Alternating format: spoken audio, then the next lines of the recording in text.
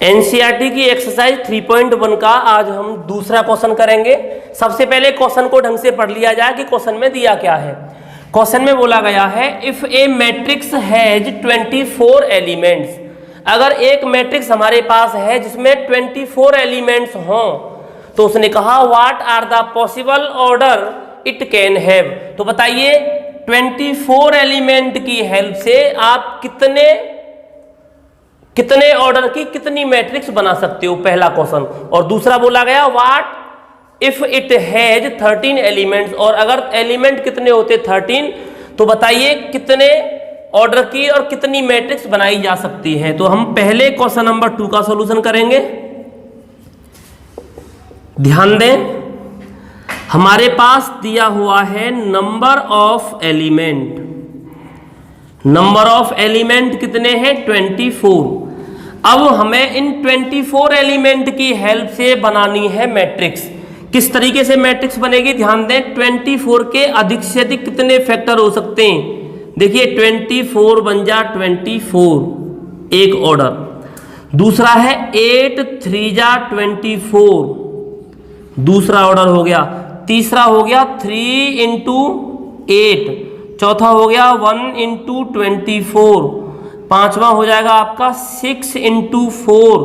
अगला हो जाएगा 4 इंटू 6। इसके अलावा और हो जाएगा हमारा 12 इंटू 2 और हो जाएगा 2 इंटू 12। इसके अलावा और ऐसा कोई पॉसिबल फैक्टर नहीं है जिनका मल्टीप्लाई करें और 24 आ जाए। ध्यान दीजिएगा, हमने 24 के वो अधिक से अधिक फैक्टर निकालने का प्रयास किया। मतलब ऐसे दो फैक्टर मालूम करो जिनका आपस में मल्टीप्लाई करें तो 24 आ जाए। तो देखो 24 बन जा 24 और 1 इंटू 24 दो ये हो गए। 8 3 जा 3 8 जा 6 4 जा 4 6 जा 12 2 जा और 2 इंटू 12 इक्वल टू 24। इसका मतलब आप क्या लिखोगे, लिखेंगे नंबर ऑफ मैट्रिक्स। कितनी मैट्रिक्स बनाई जा सकती हैं 1 2 3 4 5 6 7 8। 8 मैट्रिक्स बन सकती हैं। और लिखेंगे यहां हुज ऑर्डर आर, उनके ऑर्डर क्या होंगे। सबसे पहला होगा हमारा 24 इंटू 1। दूसरा होगा 1 इंटू 24। तीसरा होगा हमारा 8 इंटू 3। चौथा होगा 3 इंटू 8। इसके बाद अगला होगा हमारा 6 इंटू 4। इसके बाद 4 इंटू 6 और इसके बाद होगा हमारा 2 इंटू 12 और 12 इंटू 2।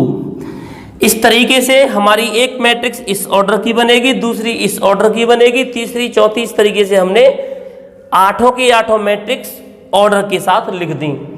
उसने बस केवल यही पूछा था कि बताइए इन 24 एलिमेंट की हेल्प से आप कितनी मैट्रिक्स बना सकते हो और कितने ऑर्डर की बन सकती हैं। ऐसे ही अगर 13 की पूछा गया है तो आप जवाब दोगे 13 के केवल दो फैक्टर हो सकते हैं, एक तो 13 इंटू 1 और एक 1 इंटू 13। केवल दो मैट्रिक्स बनाई जा सकती हैं और उन दो का ऑर्डर जो होगा, एक का होगा 13/1, एक का होगा 1/13। इस तरीके से हमारा क्वेश्चन नंबर 2 पूरा हुआ। इसके बाद अब हम चलते हैं क्वेश्चन नंबर 4 की तरफ। क्वेश्चन नंबर 4 बोलता है construct a 2/2 matrix whose elements are given by. Question में बोला गया है कि आपको 2/2 ऑर्डर की एक मैट्रिक्स बनानी है जिसके एलिमेंट्स दे रखे हैं उसने इस तरीके से। ध्यान दीजिएगा किस तरीके से हम कंस्ट्रक्ट करेंगे 2/2 ऑर्डर वाली मैट्रिक्स को। सबसे पहला काम उसने बोला ऑर्डर कैसा होना चाहिए।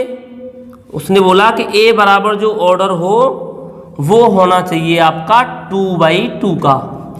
और इस 2/2 के हिसाब से अगर हम देखें तो ए इक्वल टू क्या होना चाहिए, A11 और A12। ऐसे ही A21 और A22 ये हमारा 2/2 का हो गया।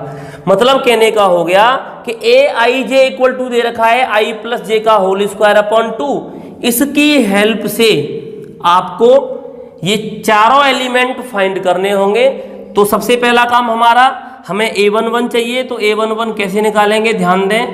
A11 इक्वल टू, मतलब 1 जो आ रहा है वो आ रहा है I की जगह पर, और ये वाला 1 आ रहा है J की जगह पर। मतलब कहने का हो गया, इस स्टैंडर्ड फॉर्म में जो हमें क्वेश्चन में दे रखी है, इसमें I की जगह आप 1 रख दें और J की जगह 1 रख दें, आपको मिल जाएगा A11। तो देखिएगा किस तरीके से रखेंगे। उसने कहा I प्लस J, मतलब 1 प्लस 1 का होल स्क्वायर डिवाइडेड बाई 2।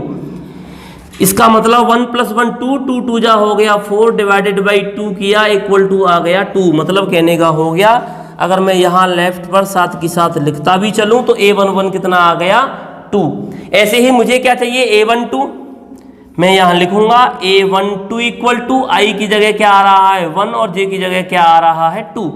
मतलब कहने का हो गया, इस कंडीशन में मुझे I की जगह रखना है 1 और J की जगह रखना है 2 और उसका करना है whole square divided by 2। 2 plus 1 हो गया 3, 3 का स्क्वायर करेंगे आएगा 9 डिवाइडेड बाई 2। मतलब कहने का हो गया, हमें A12 भी मिल गया, कितना आ गया 9/2। ऐसे ही हमें क्या फाइंड करना है, A21।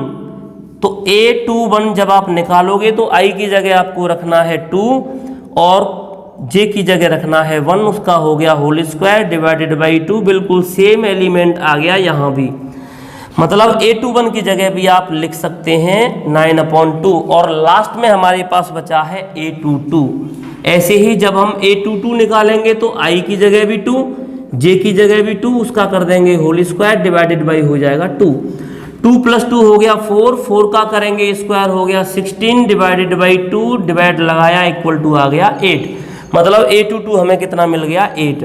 इस तरीके से हमने देखा कि हमारी जो 2/2 ऑर्डर की जो मैट्रिक्स मिली वो A इक्वल टू कितनी मिली, 2, 9/2, 9/2 और 8। इस तरीके से आपकी NCERT में इस बेस पर और इस बेस पर एक एक्स्ट्रा क्वेश्चन और दिया हुआ है। आप उन्हें अच्छी तरह से बिल्कुल सेम इसी कंडीशन के हिसाब से सॉल्व कर सकते हैं। आइए एक बार इसे अच्छी तरह से नोट कीजिए।